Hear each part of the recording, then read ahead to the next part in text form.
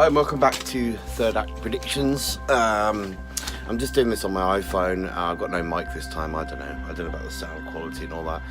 I'm sort of messing around with it at the moment, trying to figure out what's best. Anyway, today I'm reviewing I've forgotten.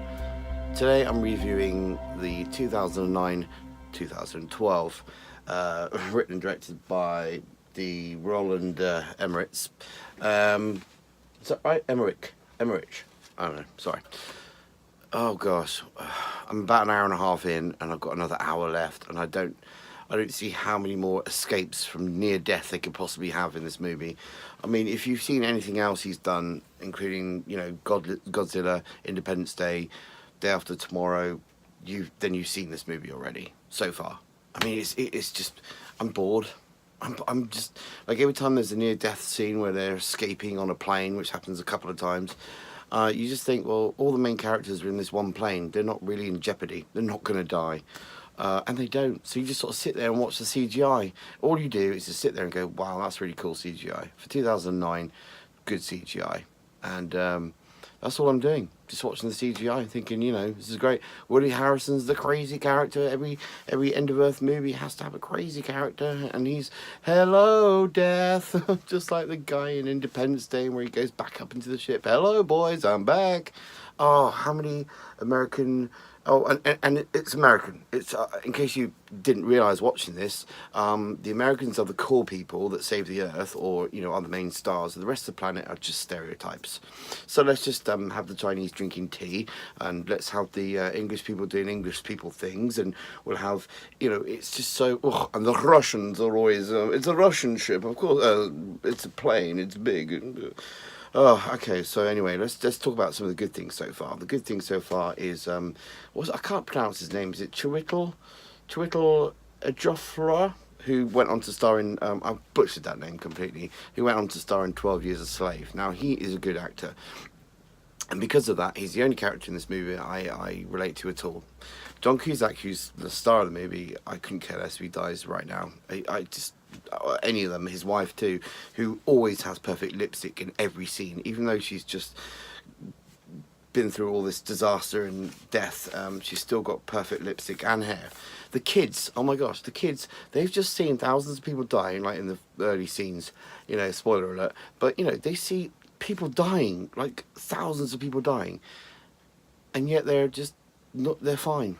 The kids are fine. They cry a little bit and then they get over it. The next scene they're fine. And the jokes, constant jokes. I mean, this is supposed to be the end of the world, and yet there's a joke for there's one-liners all the time. I know it's sort of comic relief, but it's ridiculous. They hit the Eiffel Tower in a plane, right? And the guy goes, "Oh, was that the Eiffel Tower?" And the Russian goes, "I think it was." And they both look at each other. Oh. That's just one thing. I've written a whole list of things that irritated me in the first hour and a half. I don't care. I don't care if they all blow up in the next scene, and the rest of the movie is just beautiful scenes of the Earth destroying, and then maybe some life at the end. I couldn't care less.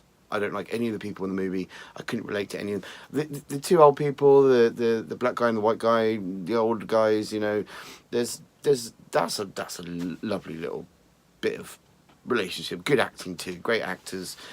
Danny Glover as well, great actor. I always love watching him in a movie.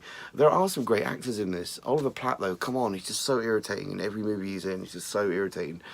I don't know, I just think the whole movie is just, how's it, the world's gonna just be mainly destroyed, but there's gonna be some life at the end, right? There's gonna be a bit of land at the end, and there's gonna be some survivors at the end. Clearly the whole planet's not going to be destroyed. There's going to be some survivors. The one of the main leads at the moment is the new husband.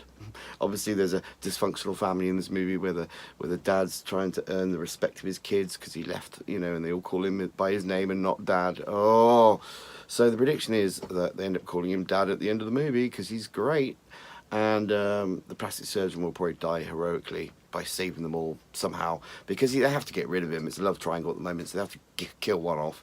So I presume the plastic surgeon's going to die. Either that or John Cusack says, no, you're with him now, he's a great guy. Either way, it's a cheesy ending, whatever is going to happen.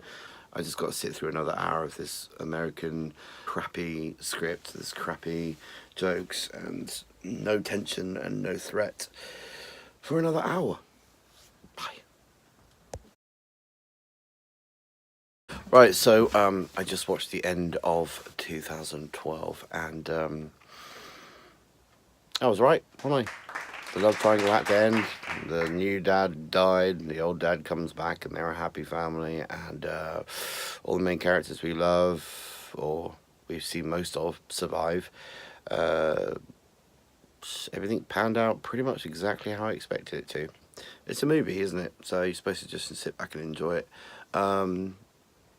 But like, I judge a film on how I think about it afterwards. That's how I judge whether I like the film or not. It's, you know, maybe a day later or 2 days later. If I'm thinking about it, or I've had a continuously think about it, then it's a good film because it's made me think. It's brought something new to my anyway. This film, it's just a couple of hours sitting in front of a screen watching something that is pretty useless. The human spirit and all that. And so anyway, at the end of this, make this short and sweet. It was fine. Watch it if you're bored. But again, I'm waiting to review a really good film actually, and watch, predict the ending of a film that has a weird ending.